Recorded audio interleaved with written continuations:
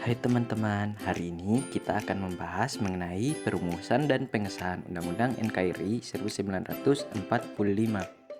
Adapun materi yang akan dipelajari yaitu perumusan Undang-Undang Negara Republik Indonesia tahun 1945, pengesahan Undang-Undang Negara Republik Indonesia tahun 1945, serta arti penting Undang-Undang Dasar Negara Republik Indonesia tahun 1945.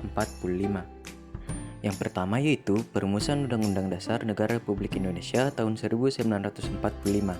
Istilah konstitusi berasal dari berbagai macam bahasa. Salah satunya bahasa Latin yaitu constitution yang berarti undang-undang dasar atau hukum dasar. Konstitusi terdiri atas dua macam, yaitu konstitusi tidak tertulis, contohnya musyawarah mufakat MPR, dan juga konstitusi tertulis, contohnya Undang-Undang Dasar Negara Republik Indonesia tahun 1945. Dalam pasal 1 ayat 2 Undang-Undang Dasar Negara Republik Indonesia tahun 1945 menjelaskan bahwa Undang-Undang Dasar menjadi pedoman bagi negara dalam melaksanakan kedaulatan rakyat.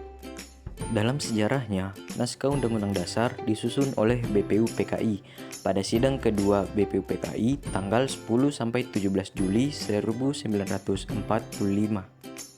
Materi kedua yaitu pengesahan Undang-Undang Negara Republik Indonesia tahun 1945. Pada tanggal 17 Agustus 1945, bangsa Indonesia memproklamirkan kemerdekaannya, yang kemudian esok harinya dilakukan rapat yang menentukan mengenai persiapan setelah kemerdekaan. Pembahasan rancangan Undang-Undang Dasar menghasilkan naskah pembukaan dan batang tubuh. Adapun hasil keputusan sidang pertama Panitia Persiapan Kemerdekaan Indonesia adalah 1. Menetapkan Ir Soekarno dan Muhammad Hatta sebagai Presiden dan Wakil Presiden. 2. Mengesahkan Undang-Undang Dasar Negara Republik Indonesia tahun 1945. 3. Membentuk Komite Nasional Indonesia Pusat. Bagian ketiga mengenai arti penting Undang-Undang Negara Republik Indonesia tahun 1945. Undang-Undang Dasar Negara Republik Indonesia memiliki kedudukan sebagai hukum dasar yang paling tinggi dan bersifat fundamental dalam hierarki peraturan perundang-undangan di Indonesia.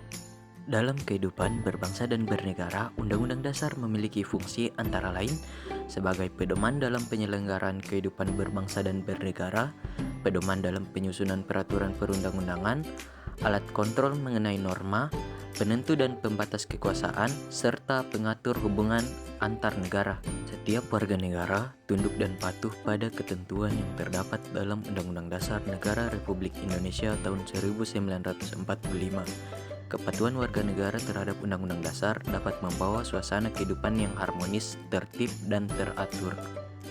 Terima kasih dan sampai jumpa di materi kita selanjutnya.